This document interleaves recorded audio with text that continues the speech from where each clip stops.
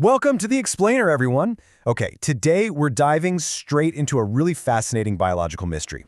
We're looking at a brilliant journal entry from an aquarist named Ang, and it outlines the case of a very stubborn pair of two-striped-dwarf-cichlids. Scientifically, these guys are known as apistogramma-bitaeniata. And let me tell you, these fish were doing absolutely everything right, except the one thing Ang actually wanted them to do. They completely, utterly refused to breed. It's a classic mystery of natural behavior, and honestly, decoding it is going to teach us a whole lot about the art of observation. So you really got to ask yourself, what do you do when your fish just flat out refuse to breed? I mean, you've provided the perfect habitat, the ideal food, the exact right temperature, everything is theoretically flawless. Well, this was exactly the predicament facing the author of our source material, Ang. He had this beautifully healthy pair of two-striped dwarf cichlids, they had numerous opportunities to mate and spawn, and yet, nothing. Zero. For any dedicated hobbyist or biologist out there, you know this is the ultimate test of patience. You can't force nature, right? But you can certainly try to understand it, and that's exactly the path Ang decided to take.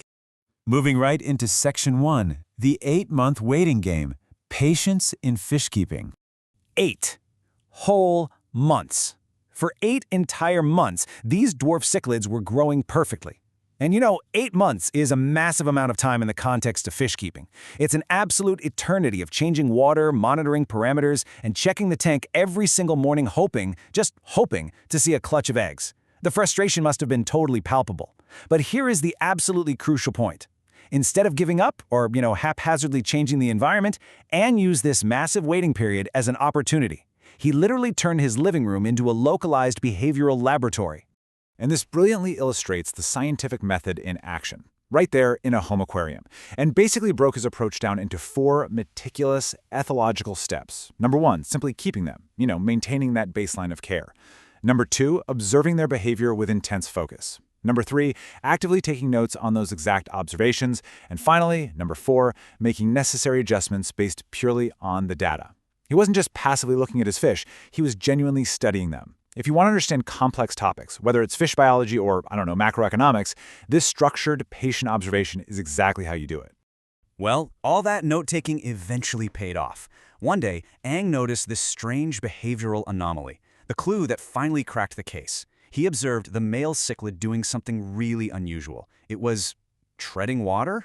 So instead of swimming around the tank like a normal fish, the male was just holding its position, casually hanging out at the side of the tank. Now, to a casual observer, a fish staying still might not seem like a headline event, right?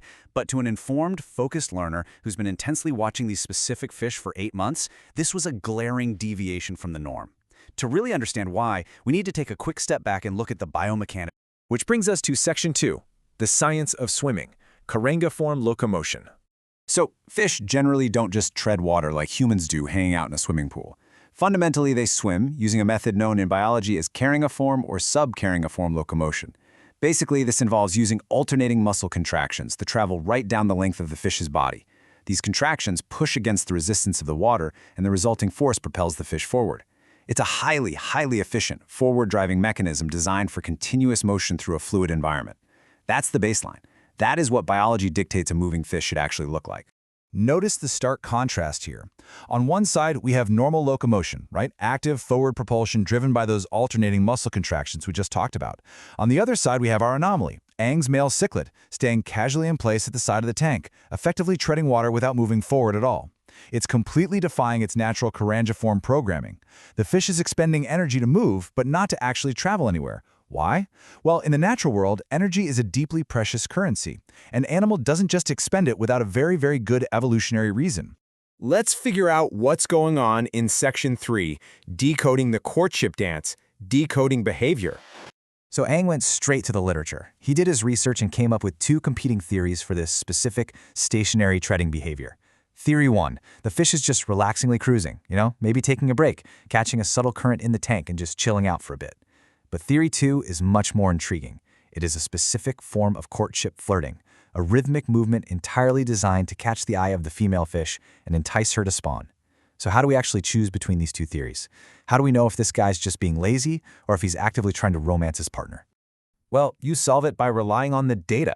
Ang didn't just take a wild guess. He looked back at his notes. As he wonderfully phrases it in his journal, he relied on his observations of this exact pair for so many moons. Remember those 8 long months? That wasn't wasted time. That was hard data collection, because he had spent so long watching their baseline behavior, knowing exactly when they were actually relaxing versus when they were agitated. He had the perfect context needed to decode this new rhythmic treading. And that leads us right to his final deduction. Based on all that patient observation, Eng concluded that, yep, this is most likely the usual courtship flirting. The male wasn't just taking a break. No way. That casual, stationary treading was actually a highly targeted rhythmic courtship dance. He was actively trying to break that 8-month dry spell by showing off his fitness to the female, all without aggressively chasing her around the tank. It's so cool because Eng's initial frustration over his fish not breeding actually led him to document this beautiful, really subtle aspect of their reproductive biology. So, what you should really take away from this explainer isn't just a fun fact about dwarf cichlids. It's a huge testament to the power of structured observation.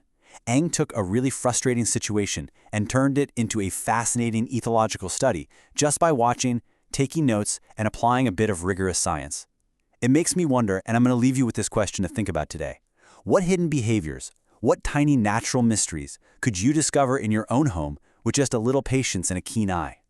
The world is absolutely full of fascinating data. We just have to be willing to sit back, watch for a few moons, and decode it. Thanks so much for learning with me today.